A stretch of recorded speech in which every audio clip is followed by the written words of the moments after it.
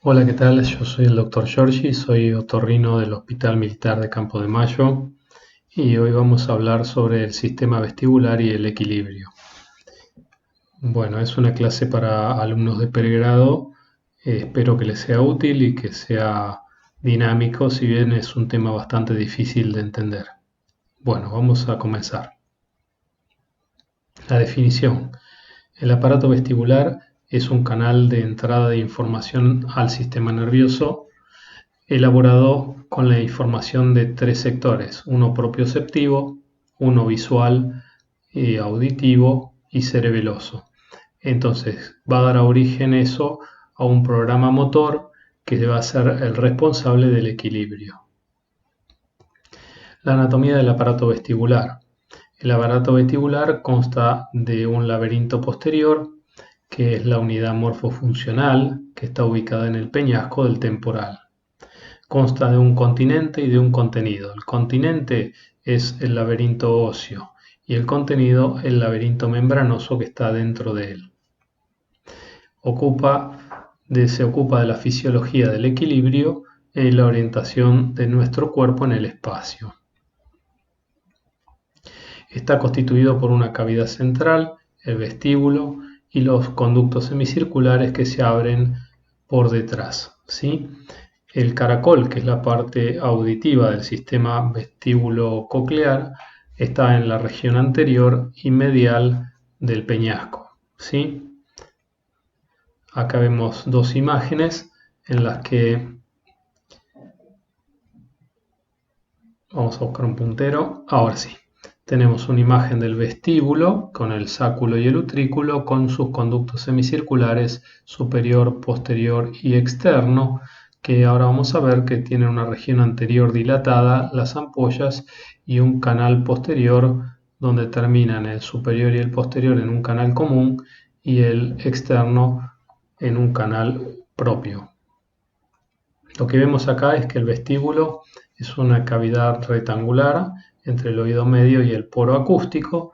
Esta es la disposición normal que tienen en el espacio de nuestro cráneo, en el peñasco, y trabajan de forma conjunta la parte o el equipo derecho con el izquierdo. Se llaman pares coplanares porque el semicircular superior trabaja con el semicircular posterior, el superior del otro lado trabaja con el posterior del otro lado y el externo trabaja con el externo del otro lado. O sea, el sistema nervioso va a hacer comparaciones todo el tiempo de un sistema vestibular con respecto al otro y ahí va a elaborar un plan motor, ¿sí? La cara interna lo forma la base del conducto auditivo interno, que presenta una cresta transversal que separa la fosita sacular de la utricular. Eso sería en la cara interna. Ese es el conducto auditivo interno y ahí estarían las dos fositas que marcarían la ubicación de dicho órgano. Los conductos semicirculares óseos ocupan la parte posterior del laberinto. Son tres, como dijimos, el horizontal o externo, que tiene una inclinación respecto de la horizontal de 30 grados hacia atrás y hacia arriba, y el vertical anterior y el posterior. Nacen entonces del vestíbulo a nivel de la ampolla en el cual se encuentran alojadas las fibras nerviosas de los canales semicirculares en las ampollas. El vestíbulo óseo contiene al membranoso, entonces, que se va a dividir en dos vesículas, una superior, el utrículo, y otra inferior, el sáculo. Este sistema utrículo-sacular constituye el aparato sensorial del órgano estático, o sea, va a censar movimientos tanto anteroposteriores como superiores e inferiores, o si yo estoy detenido con los ojos cerrados, me va a decir si estoy en posición vertical o estoy horizontalmente recostado. El sáculo y el utrículo están revestidos por las máculas que forman. Esas máculas están formadas por el neuroepitelio, donde están las células sensoriales, ¿sí? Después vamos a ver cómo son. Y el sáculo se halla por debajo del utrículo y en su interior está lleno de líquido endolinfático que alojan también las máculas con sus otolitos. Entonces el aparato sacular y vestibular, sáculo y utricular está compuesto por las células ciliadas, que son las células neuroepiteliales, que tienen sus cilios ingresados en una membrana otoconial. ¿Sí? Es una gelatina que arriba tiene piedritas de carbonato de calcio, que lo que van a hacer es maximizar la discriminación del receptor ante los mínimos movimientos. Esto es una representación de lo que serían las ampollas de los conductos semicirculares, o sea, estas dilataciones de los conductos semicirculares, donde también se encuentra su neuroepitelio, ¿sí? Que sus células ciliadas van a estar integradas a la cúpula, que es una gelatina que cierra por completo la ampolla, impidiendo que el líquido gire por todo el conducto semicircular. Lo que va a hacer es que a medida que el líquido impacta sobre la cúpula, va a generar deflexiones de la misma que van a estimular o a inhibir las células neurosensoriales. Las máculas van a estar en un centro, una leve elevación que se va a llamar estriola, ¿sí? Entonces tenemos la mácula sacular en esta posición en el espacio y la utricular en esta posición en el espacio. Lo que me van a censar son los movimientos, como dijimos, anteroposteriores y laterales y superiores e inferiores. Acá vemos como si los conductos semicirculares estuvieran unidos en una sola pieza. En realidad no es así porque desembocan en el utrículo. Entonces tenemos que la cúpula cierra completamente la ampolla. Entonces el movimiento del líquido lo que va a generar es una deflexión de la ampolla hacia un lado o hacia el otro, generando hiperpolarización o despolarización de las células ciliadas. Entonces, a nivel de cada ampolla de los conductos semicirculares están formados por las crestas, que es perpendiculares a ellas, y las crestas están compuestas por las células neuroepiteliales que están unidas a ramificaciones del nervio ampular. O sea, el nervio vestibular se va a dividir en ampular y en sáculo utricular, ¿sí? La perilinfa del laberinto tiene una conexión con el líquido cefalorraquídeo por medio del saco endolinfático, el cual parte de la base del tímpano y llega a la base del cráneo por debajo de la meninge para la reabsorción del mismo cerca del golfo de la yugular, ¿sí? Fisiología del equilibrio. El sistema vestibular entonces regula el equilibrio y la postura de nuestro cuerpo en el espacio y cuenta con los receptores sensoriales, que son las máculas utriculares y las máculas saculares, que en su conjunto de células neuroepiteliales cuyos cilios van a penetrar en la membrana otoconial y que está constituida por esa sustancia gelatinosa que hablábamos antes y con las piedritas de carbonato de calcio, que son los denominados otolitos u otoconias, en donde van a descansar y van a generar una maximización de la percepción del órgano gracias a que estas piedritas generan un aumento en la densidad de esa gelatina, lo que es más sensible a los pequeños movimientos, ¿sí? Entonces va a dar la característica de percepción de aceleraciones y desaceleraciones lineales ante la acción y la acción de la gravedad van a censar. Así se observan las células neuroepiteliales. Hay de tipo 1 en forma de botellas y de tipo 2 en forma rectangular, ¿sí? Esta es la membrana otoconial, estos serían los otolitos u otoconias, y acá está el quinocilio y los estereocilios, que son en forma decreciente desde el quinocilio hacia la periferia, ¿sí? La diferencia entre las células tipo 1 y tipo 2 son las aferencias que tienen, ¿sí? Algunas reciben aferencias amielínicas y otras aferencias de tipo más rápidas. Las crestas de los conductos semicirculares registran los movimientos del cuerpo en los tres planos del espacio, o sea, los conductos semicirculares tienen esas características, censar los movimientos en los tres planos del espacio, ¿sí? Entonces dijimos, como anteriormente habíamos comentado, que son tres, cada uno en tres por sistema vestibular: el externo, que trabaja con el plano del horizontal del otro lado con el externo del otro oído y el superior y el posterior con los planos verticales. En el interior se ubican las crestas o ampollas que son perpendiculares a la luz del conducto y están formadas por las células de sostén y las células ciliadas, como habíamos visto, cerradas por la cúpula que forma o tiene un movimiento de veleta ante los movimientos, generando deflexiones ante los movimientos del líquido endolaberíntico. Entonces los movimientos endolinfáticos generados por las aceleraciones lineales, rotatorias o los giros de la cabeza con respecto al cuerpo o al espacio son los que van a determinar los distintos estímulos. El equilibrio entonces participan tres componentes fundamentales que se interrelacionan entre sí, que son a manera de trípode el sistema visual, el propioceptivo, tanto la sensación propioceptiva que tenemos a nivel de los sensores cervicales como también en las plantas de nuestros pies, y el sistema vestibular sería el otro componente de este trípode. Si alguno de estos componentes fallara, ahí estaríamos con alteraciones del equilibrio por alteración de cualquiera de sus componentes, que puede ser tanto el visual o el propioceptivo o el vestibular, ¿sí? Cada uno de ellos envían información a los núcleos vestibulares o centros integradores.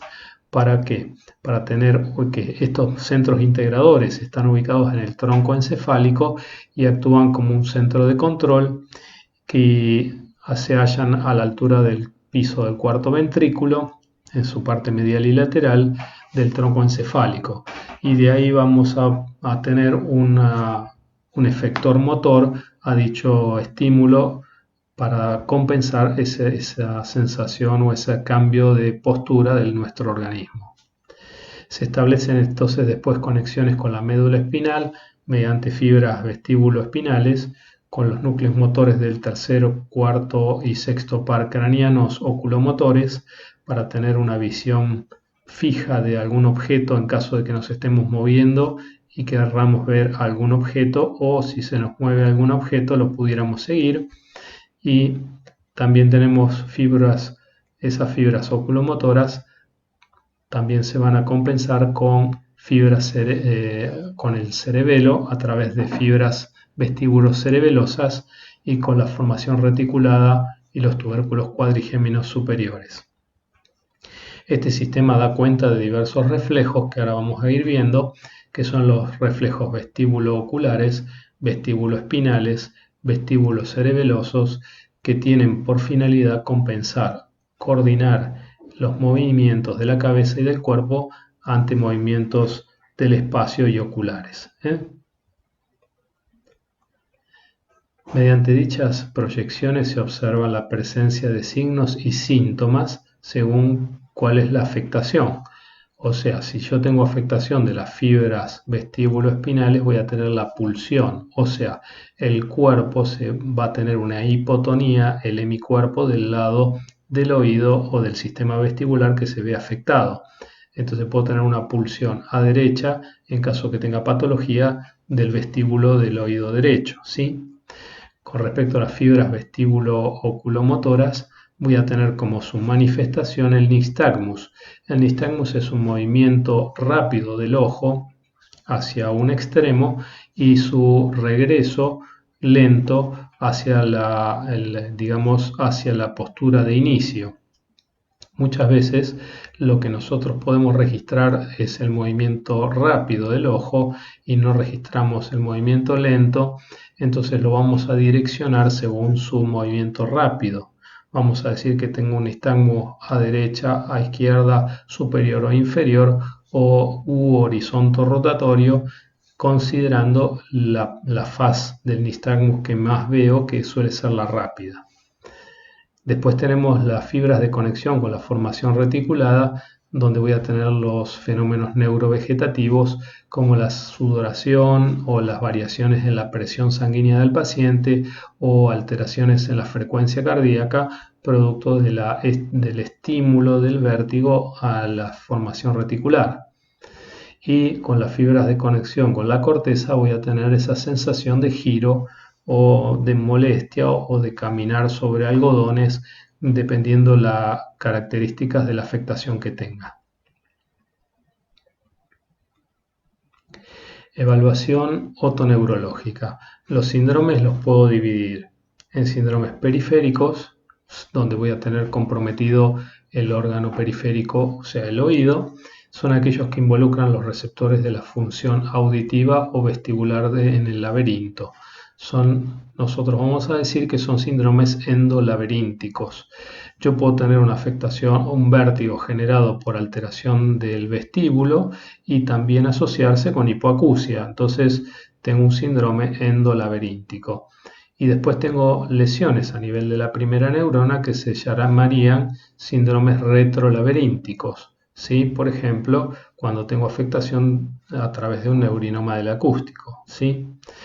Esto a su vez nos va a generar lo que nosotros decimos un síndrome armónico, donde la desviación del cuerpo es hacia el lado hipovalente. O sea, la lesión de un oído me va a generar una hipotonía, una hipovalencia del hemicuerpo de ese lado. Entonces voy a tener desviaciones hacia el lado hipovalente, hacia el lado del oído enfermo, del vestíbulo afectado, un nistagmus de fase rápida hacia el lado opuesto. Siempre como regla mnemotécnica, el nistagmus huye del frío, huye de la lesión, de la patología.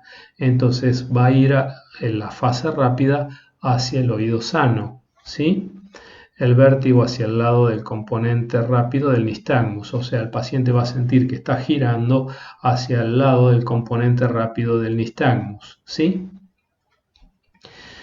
Van a ser estos síndromes completos, o sea, ¿qué quiere decir? Que en ellos están presentes todos los síntomas laberínticos. Tengo vértigo, tengo síntomas vagales, tengo desviaciones segmentarias, o sea, está completo, tengo todos los componentes.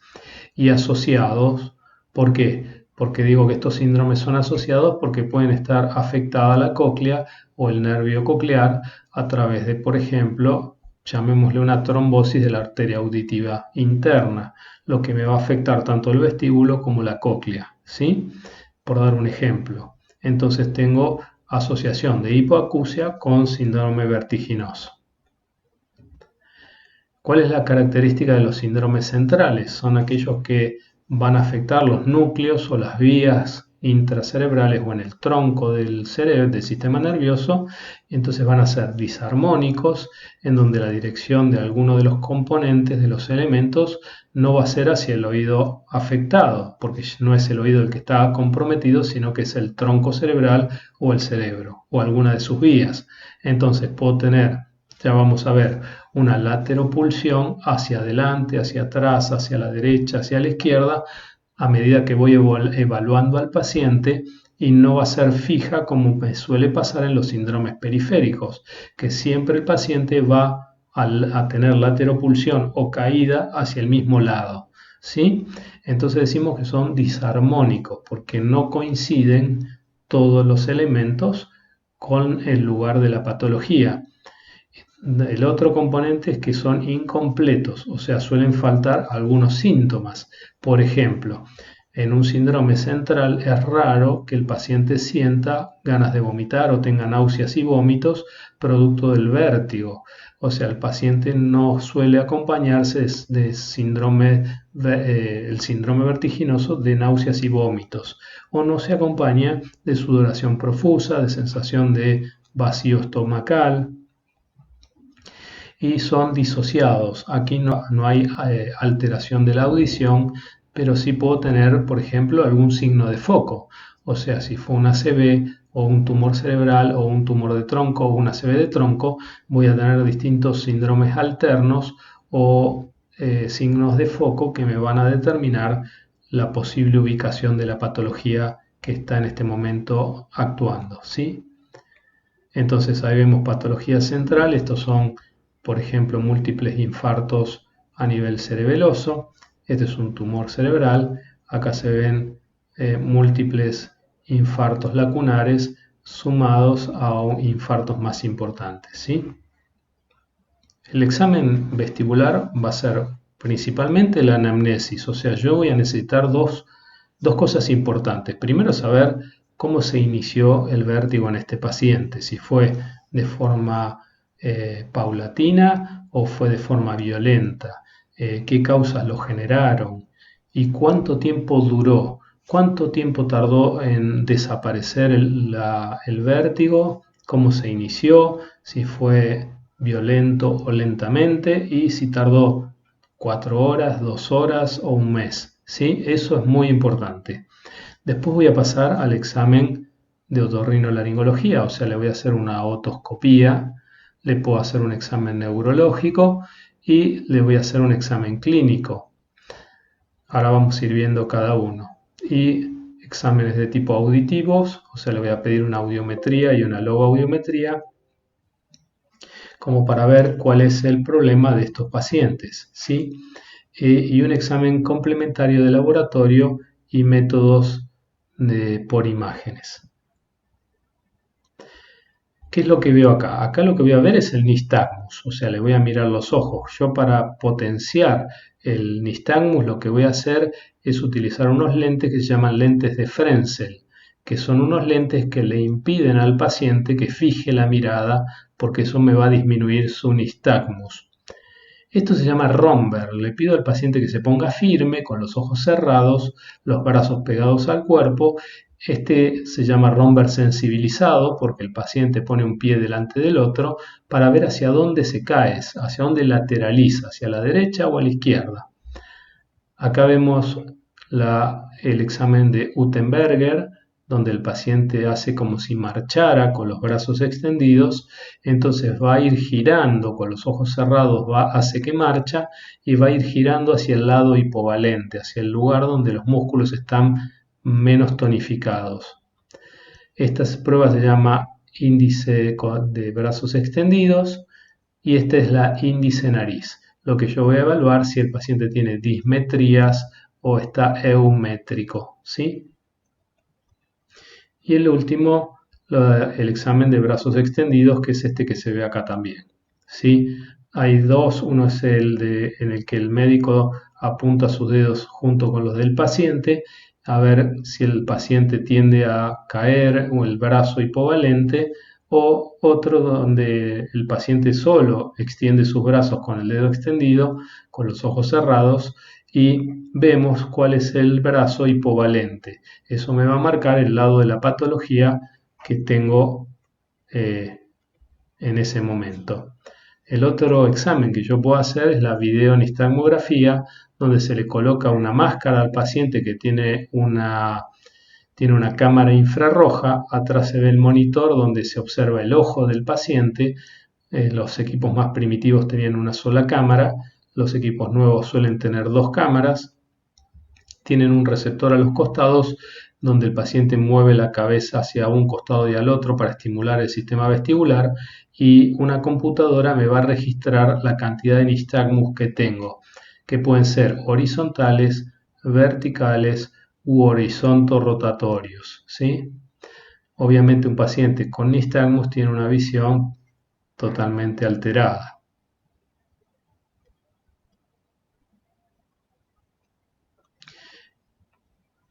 Entonces tengo las principales características de la alteración del equilibrio en un síndrome central. ¿Cuál va a ser? La clínica es disarmónico, o sea, generalmente no están todos los componentes, ¿sí? Puede tener patología neurológica asociada, hay una disociación del nistagmus y del vértigo, o sea, puede haber una alteración del nistagmus.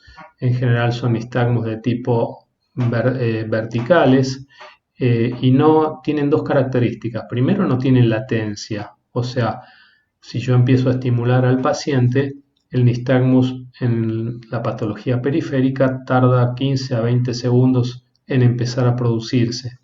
En vez, en el nistagmus de las patologías centrales no tiene latencia. Yo lo estimulo al paciente y el nistagmus aparece.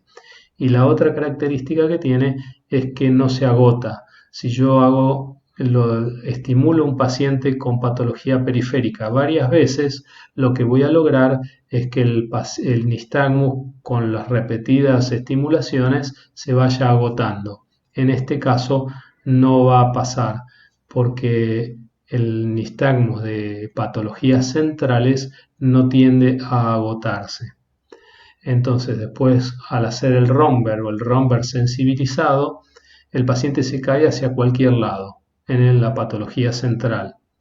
Al hacer la evaluación de Gutenberger, gira hacia cualquier lado. Puede girar a la derecha o a la izquierda, porque no es una patología periférica, sino que es un problema central. La estrella de Babinski-Well. Habitualmente era un examen que se hacía, que se le pedía al paciente que caminara hasta 15 pasos, girara, volviera, 15 pasos, girara, volviera. Entonces iba dibujando en el consultorio una estrella que se iba dibujando hacia el lado hipovalente. Pero ¿qué es lo que pasa? Para poder realizar este examen necesitamos un consultorio bastante amplio para permitirle al paciente que camine con los ojos cerrados esa cantidad de pasos. Entonces yo habitualmente no lo hago esta examinación. Sí, el índice, la indicación de Varani, que no mantiene la posición de los índices, el nistagmus está disociado, o sea, como habíamos dicho, no tiene latencia ni se va a agotar, y las pruebas posicionales realmente no es paroxísticas ni tienen latencia. O sea, si yo le hago pruebas posicionales, no van a tener latencia y voy a disparar el nistagmus hacia cualquiera de los sectores. Las pruebas térmicas voy a tener, o sea, yo puedo estimular los oídos con líquidos tibios y líquidos fríos, se llaman pruebas térmicas, habitualmente se asociaban a la videonistagmografía. Ahora ya no se usan tanto porque se usa el head shaking, que es mover la cabeza hasta estimular los oídos, pero las podía estimular con líquidos que se usaban más o menos 6 grados por arriba de la temperatura corporal y 6 grados por debajo de la temperatura corporal, lo que iba a disparar un nistagmus, ¿sí? Que lo iba yo a graficar con la computadora y me iba a dar o una disritmia o una hiperreflexia o una taquinistagmia, o sea, me daba disparos nistágmicos superiores a los esperados para un oído normal. Las características del nistagmus dijimos que puede ser oblicuo, rotatorio, vertical y disociado. En vez en el síndrome periférico, lo que voy a tener es que la clínica es armónica, generalmente puede estar asociada a patología otológica, aunque muchas veces no está asociado. Puede estar asociado a un nistagmus vertiginoso y se compensa entre 1 y 6 meses. En general se pone entre 1 y 3 meses, lo que pasa es que cuando uno le da al paciente un plazo donde calcula que va a estar recuperado, eso le genera ansiedad al paciente si en ese plazo no se recupera. Entonces uno extiende este plazo y dice que la recuperación puede determinar o durar de 1 a 4 o 6 meses, ¿sí? El Romberg y el Romberg sensibilizado cae el paciente hacia el lado hipovalente, como habíamos hablado. Gutenberger va a girar el paciente a medida que marcha hacia el lado hipovalente. La estrella de Babinski dijimos que va hacia el lado hipovalente, pero no la realizamos porque es difícil de tener tanto espacio en el consultorio. La indicación de Varani desvía los dedos índices hacia el lado hipovalente. El nistagmus va a ser unidireccional, o sea, siempre va a tener la misma dirección del nistagmus, que es hacia tiene una latencia y se agota, y es unidireccional. Habíamos dicho que huye del frío, o sea que se va a ir al oído sano, porque la fase que yo tengo más facilidad de observar es la fase rápida, ¿sí? Del nistagmus. Y las pruebas posicionales tienen una dirección fija o cambiante con latencia, tiene paroxismos y es transitoria. Y las pruebas térmicas, como dijimos, me va a dar una hiporreflexia o una alteración de uno de los vestíbulos y un reclutamiento vestibular en algunos casos.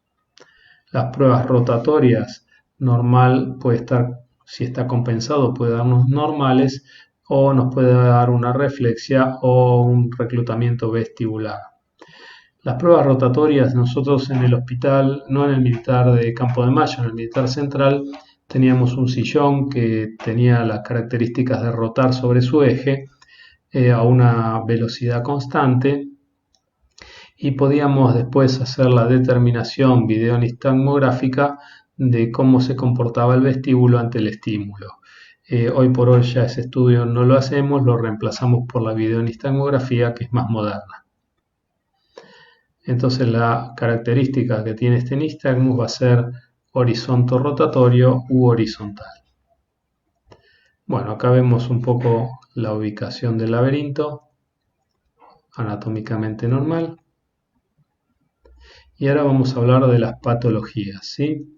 Vamos a hablar dentro de las patologías endolaberínticas del síndrome de Meniere. El síndrome de Meniere es una patología periférica caracterizada por una triada que es vértigo, acúfenos e hipoacusia, que habitualmente es perceptiva y tiende a recuperarse, pero siempre deja una secuela. La etiología, hay varias etiologías que se mencionan. Una es la psicógena, vascular, alérgica, metabólica o endocrinológica, o algunos postulan una etiología traumática.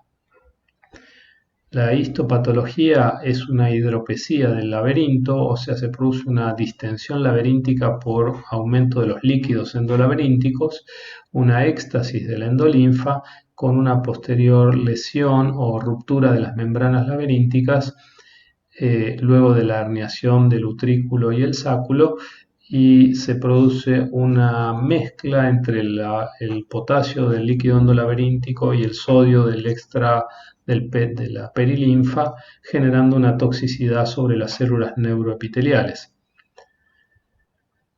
lo que lleva a un vértigo de carácter severo, inmovilizante, de posición fija sobre el oído, y el paciente suele calmarlo, hay veces recostándose sobre el oído enfermo.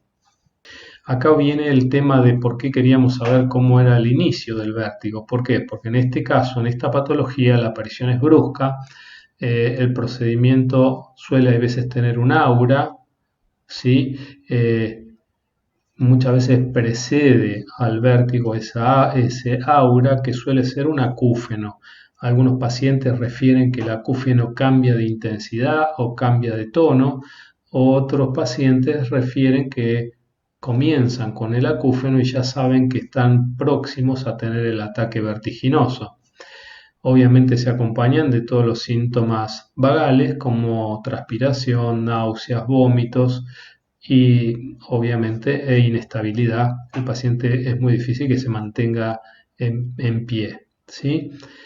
Acá va el otro, ¿por qué preguntábamos la duración? Esta patología tiene una duración entre minutos u horas, ¿sí? Lo máximo que puede durar son 24 o 48 horas. ¿Cuál es el inconveniente? Puede ser una patología recurrente, o sea, tiene crisis durante varios periodos de tiempo y el paciente con cada crisis va quedando una secuela de hipoacusia hasta llegar a un punto donde la hipoacusia se hace más marcada, ¿sí? La hipoacusia es neurosensorial, o sea, cae la vía aérea y la vía ósea, y fluctuante, o sea, post-ataque o post-crisis, yo tengo una hipoacusia y a medida que el paciente se va recuperando, la hipoacusia mejora, pero nunca llega al umbral anterior al de la precrisis, ¿sí?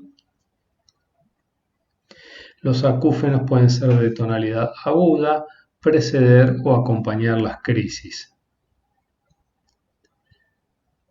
Acá se observa un laberinto normal y acá se observaría lo que sería el hidrops, ¿sí? El aumento del tamaño del laberinto, y acá estaría el saco endolinfático que no logra evacuar el exceso de líquido, ¿sí?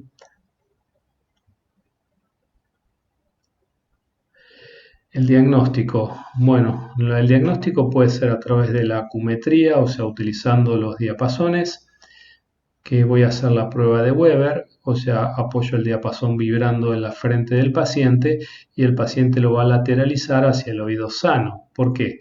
Porque tengo una hipoacusia neurosensorial, o sea, el diapasón lo va a escuchar mejor del oído que no está lesionado, que no tiene el ataque o la crisis de Meniere. Y el RIN va a ser positivo, o sea que la audición vía aérea va a ser mayor que la audición vía ósea. El romper, la fase aguda no puedo realizarlo porque el paciente no se puede incorporar y en la fase subaguda va a lateralizar hacia el oído sano. El Utenberger, la fase aguda no se puede realizar y en la subaguda gira hacia el lado sano. La indicación de Barani tiene desviación simétrica de los índices hacia el lado sano y el nistagmus espontáneo con la fase rápida hacia el lado del oído afectado en agudos. O sea, ¿por qué pasa esto? Que el paciente va a ir hacia el lado sano. Porque cuando aparece la crisis, el sistema nervioso toma como que el oído que está en inicio de la crisis o en la crisis pura, lo considera como hiperreactivo y al oído sano lo considera como hipovalente, ¿sí?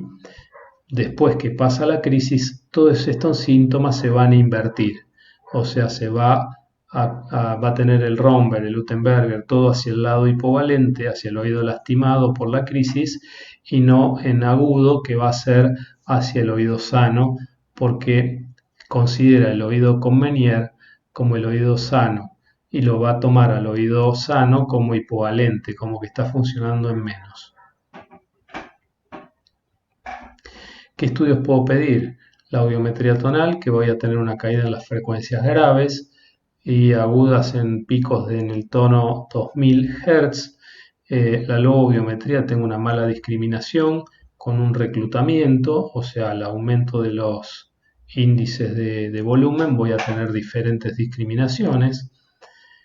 La otoscopía va a ser normal y las pruebas térmicas hay una preponderancia direccional hacia el lado sano. O sea, si yo le hago las pruebas térmicas con la videonistagmografía, voy a tener una preponderancia, o sea, el nistagmo va a ir más hacia el lado sano.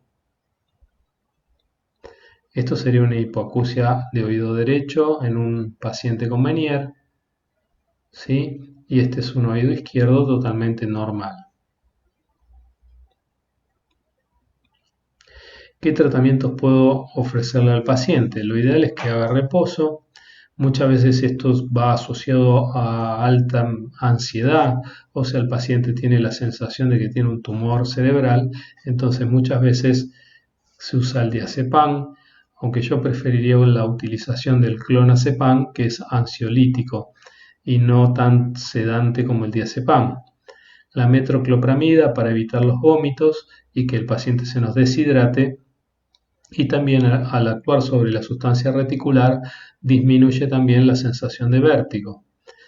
La dieta hiposódica, porque habíamos dicho que algunas teorías decían que había una alteración en hidroelectrolítica, el paciente tenía un mal manejo de la sal y generaba un hidrops secundario a la retención de cloruro de sodio. Los diuréticos, algunos pacientes asocian a este tratamiento diuréticos que actúan sobre la anhidrasa carbónica como para aumentar la reabsorción del líquido laberíntico a través del saco endolinfático que está unido a la meninge en la fosa cerebral. Entonces, ese sería el sentido de los diuréticos que actuarían sobre la anhidrasa carbónica. Entonces, de base, la dieta hiposódica, diuréticos, ansiolíticos y un apoyo psicológico, porque también se vio que estos pacientes estaban asociados, esta patología, a muchos pacientes que eran autoexigentes, muy exigentes consigo mismo, y eso generaba esta patología en mayor frecuencia.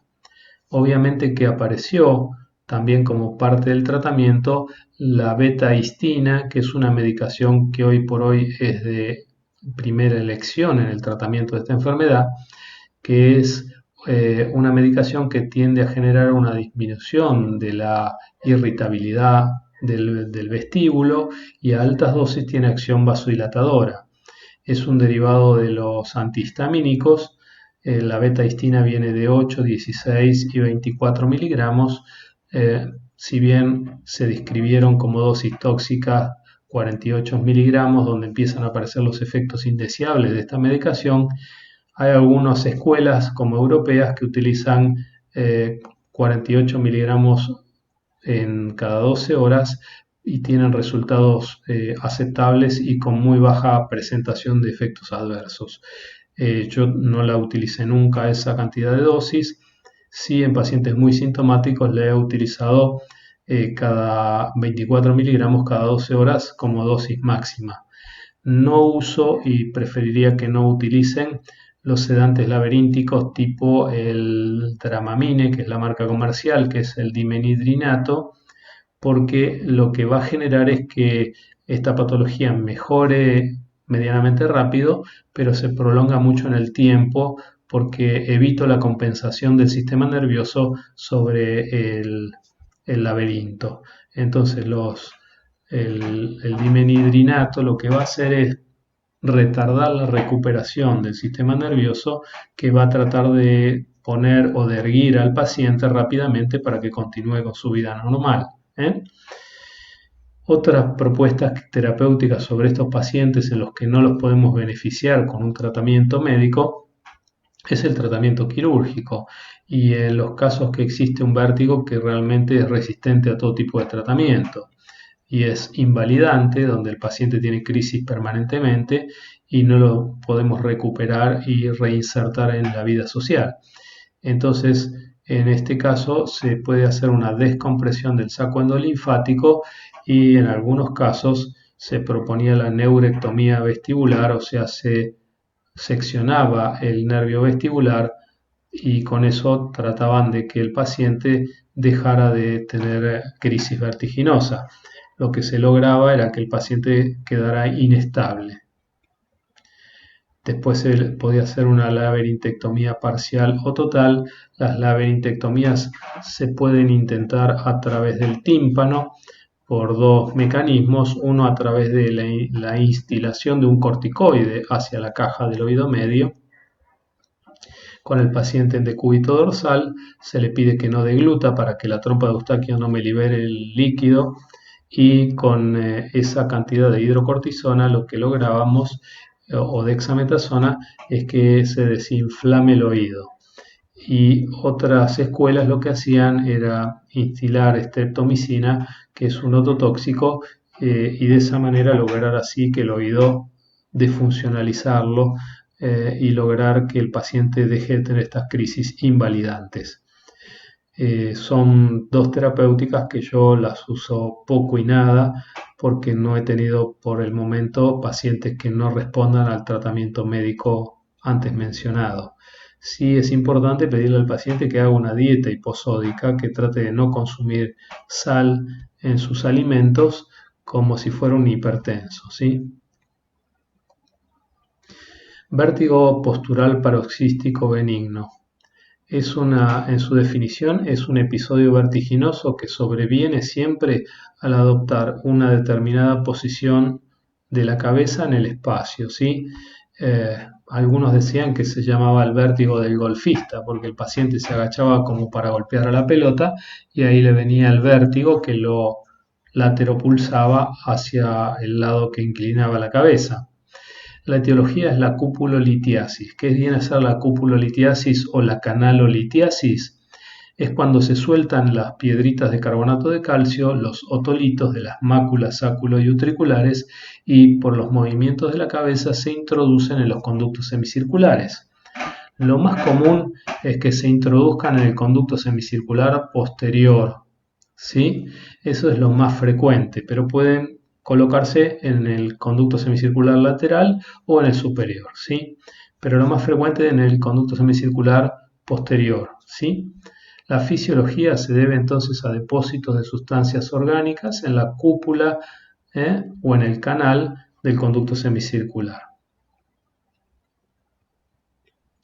La clínica. La clínica es un vértigo que es paroxístico, o sea, se produce cada vez que el paciente adopta esa posición, que siempre el paciente empieza a tratar de evitarla porque sabe cuál es la que le va a desencadenar el vértigo. Aparece con una latencia entre 5 y 10 segundos, 15 segundos como máximo, o sea que el paciente adopta la posición y a los 15 segundos se le dispara el vértigo. Dura más o menos 30 segundos a 45 segundos, no más de 2 o 3 minutos, y la posición que desencadena esta patología habitualmente es la cabeza colgando con el oído patológico hacia abajo, ¿sí? Volvemos a lo de antes. Por eso me interesa saber cómo aparece el vértigo y cuánto dura, porque acá dura entre 30 segundos a unos minutos y tiene una latencia, o sea, el paciente después de que adopta esa posición pasan 15 segundos y se dispara el vértigo. Por eso es importante en la anamnesis saber cuándo comienza y cuánto tiempo dura, ¿sí? La otoscopía es normal, no tengo absolutamente ninguna imagen otoscópica anormal. El examen audiológico también es normal, la audiometría y la logoaudiometría, que es la de la audiometría de palabras, las voy a tener totalmente normales porque no afecta para nada la cóclea, ¿sí? El nistagmus es horizonto rotatorio u horizontal, dura 30 segundos y tiene, como dijimos, como es periférico, latencia entre 5 y 15 segundos para acompañarse de vértigo y generar el nistagmus. Una vez que obviamente pusimos al paciente durante el examen en la posición que le dispara el vértigo. El tratamiento, bueno, es tranquilizar al paciente, explicarle que no es una patología maligna y que es un proceso que puede acompañarse de un ansiolítico para disminuir la ansiedad del paciente y que con maniobras de reposición de esos otolitos el paciente automáticamente se va a curar. Las maniobras de reposición pueden ser estas, unas, o estas, donde voy a acostar al paciente, voy a rotarle la cabeza, ¿sí? Y lo voy a ir rotando hacia el lado opuesto hasta lograr sentarlo. Estas maniobras o estas maniobras van a depender de los exámenes que yo previamente haga, ¿sí? Para detectar si la litiasis la tengo en el conducto, en qué conducto tengo la litiasis, si en el posterior o en los laterales, ¿sí? Entonces, de esta manera llevo lentamente al paciente hacia el lado derecho y violentamente lo llevo hacia el lado izquierdo. En esta posición el paciente se mira el hombro y al realizar la maniobra hacia el lado contralateral sigue mirándose el hombro, que en este caso sería hacia el piso. Esto hace que las piedras los otolitos se vayan movilizando lentamente. Obviamente el paciente va a sentir sensaciones vertiginosas a medida que los otolitos se van moviendo, pero finalizada la maniobra y si logramos llevar los otolitos hacia el sáculo y el utrículo, el paciente se va a ir de nuestro consultorio totalmente curado. ¿Estos episodios de vértigo pueden volver a aparecer? Sí, pueden volver a aparecer e incluso hay veces estas maniobras hay que volver a hacerlas hasta 2 o 3 veces en un paciente.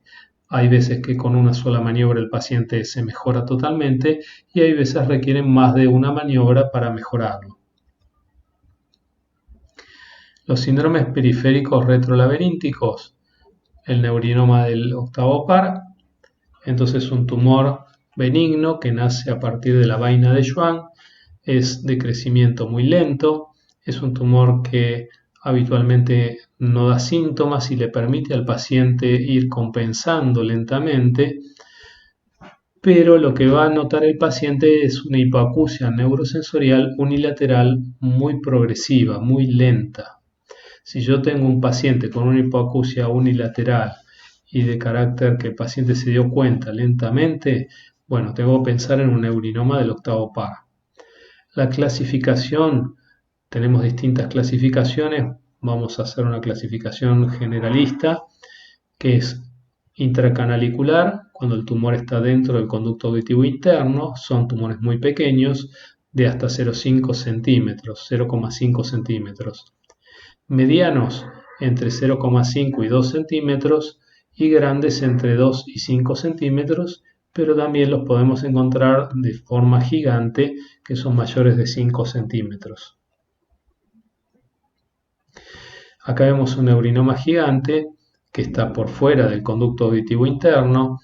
Esta paciente era una instrumentadora del hospital que compensó tan bien su patología que siguió trabajando como instrumentadora durante mucho tiempo, y un día charlando me cuenta que ella utilizaba el celular del lado derecho porque del lado izquierdo no lo escuchaba bien. Cuando le hago una audiometría realmente estaba casi cofótico el oído, y bueno, a la resonancia nos encontramos con un tumor importante que hacía una impronta sobre el cerebelo importante. Esta paciente tenía signos cerebelosos como leve dismetría y microescritura.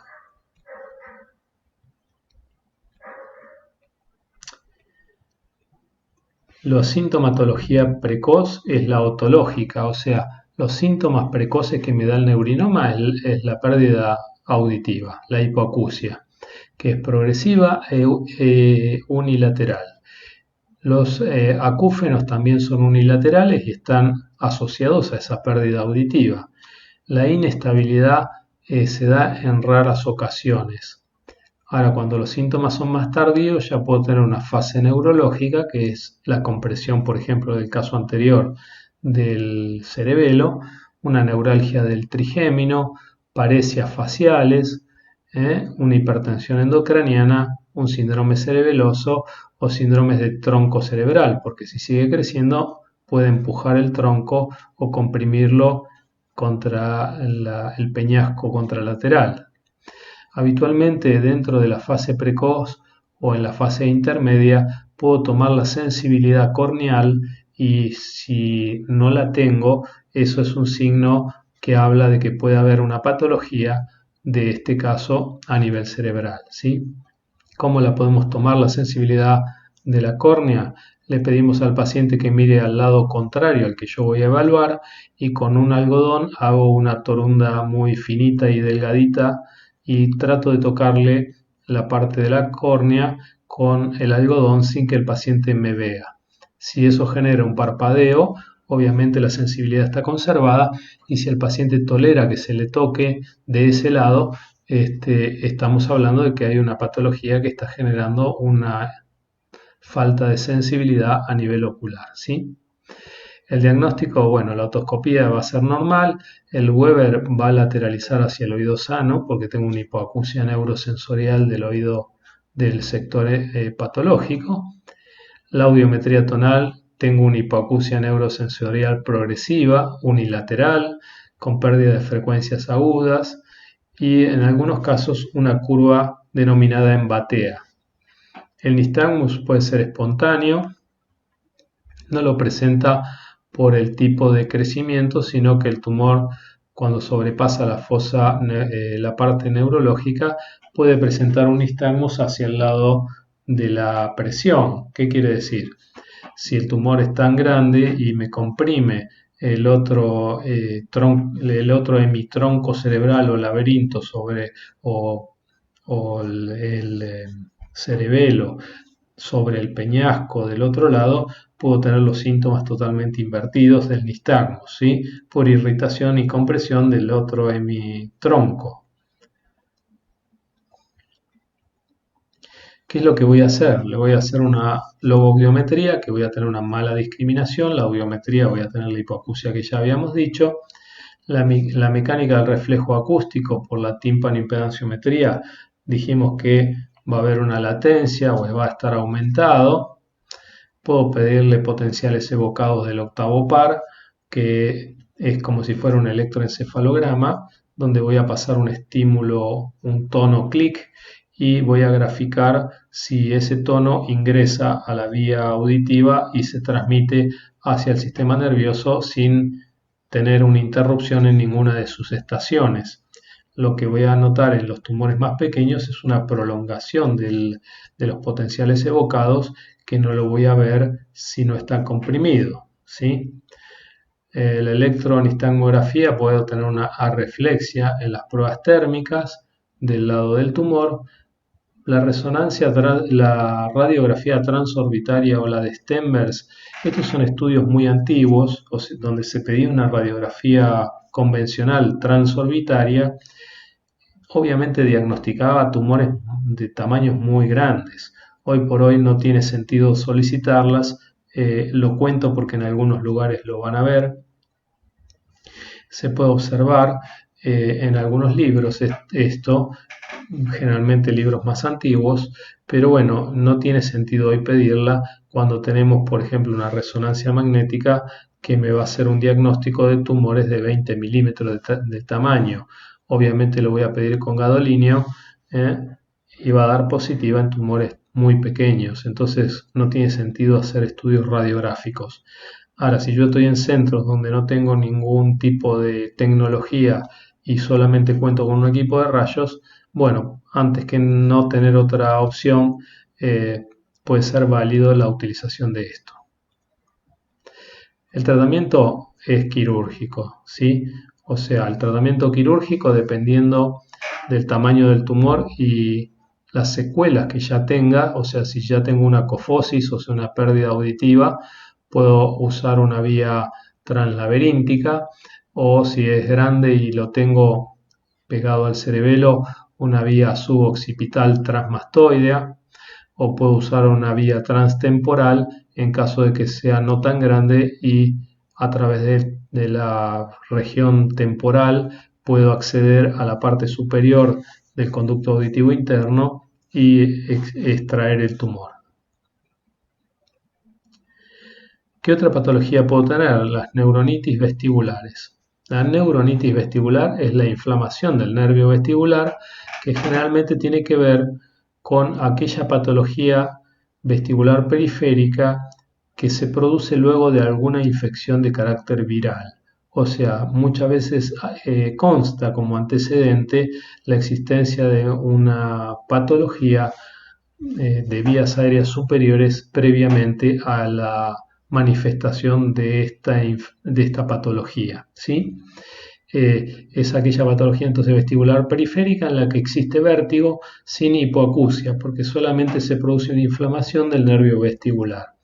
La etiología, como dijimos, se sabe que a la lesión del cuerpo de la primera neurona está ubicada a nivel del ganglio de Scarpa, y la fisiopatogenia es debida a infecciones de vías aéreas superiores, respiratorias superiores o de oído medio, como pueden ser otitis importantes que terminan en inflamación del nervio vestibular. La otoscopía es normal, excepto que yo tenga una otitis media que me la esté generando. El examen audiológico es normal. Las pruebas térmicas, tengo una hiporreflexia laberíntica del lado lesionado y el nistagmus va a ser espontáneo y se presenta con el sentido opuesto al lado afectado, porque, como habíamos dicho, escapa del frío, o sea que el nistagmus va a ir al oído sano. La evolución de la crisis se va a ir presentando cada vez con menor intensidad. A medida que transcurre el tiempo, el paciente va mejorando su vértigo, pero es bastante invalidante y puede desaparecer entre 1 y 2 meses de evolución. O sea que es bastante prolongado el tiempo que el paciente queda vertiginoso en la cama o acostado porque no puede realizar sus actividades normales. El tratamiento se actúa sobre la infección si tengo la otitis media o sobre la inflamación del nervio. La idea es ansiolíticos para bajar la ansiedad que genera esto en el paciente, en general utilizando el clonazepam, sedantes laberínticos como puede ser la beta-histina, como dijimos antes, que puede ser de 8 miligramos cada 6 o cada 4 horas, o de 16 cada 8, o de 24 cada 12. Eso mejora bastante. Obviamente que voy a internar a estos pacientes si tengo muchos vómitos y el paciente corre el riesgo de deshidratarse. Bueno, un poco fue la charla, así nos vemos los vertiginosos entre medio de la población normal, o sea, espero que haya sido didáctico y de utilidad esta charla. Nos veremos en la próxima clase si les ha parecido útil todo esto. Les mando un saludo grande y nos vemos en otra de las patologías de oído. Gracias.